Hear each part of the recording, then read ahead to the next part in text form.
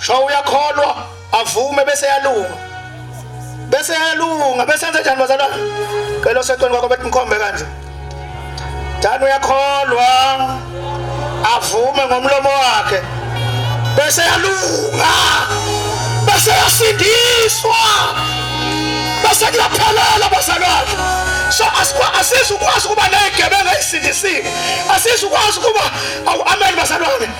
Nabathakatha basina asizukwazi ukuhamba nabantu abanomona kodwa besindisiwe, abantu abanushana besindisiwe, abantu abashaba besindisiwe, abantu amen bazalwane abacindezela nawo besindisiwe.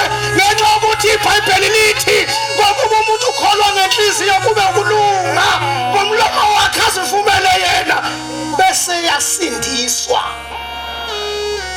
Asizukwazi ukuhamba sikukhuza sithi hawu kunezinto nje engadingi ukuthi sikukhuze kuzo ma usindisiwe nje. Usetshenzwe ngalesi isikhathi usala akudingi ukuthi isizwe mawuthi uyaxoxa ukukhulume ngawe usuwenza ukuthi sibe sibuza kanjani ngoba phela wena lento yasetshenzwa le. Amen bazalwane. Sayiphakamisa izandla zonke ezithi sisindisiwe egameni lika Jesu. Abantu esizwana bemazweni abathawu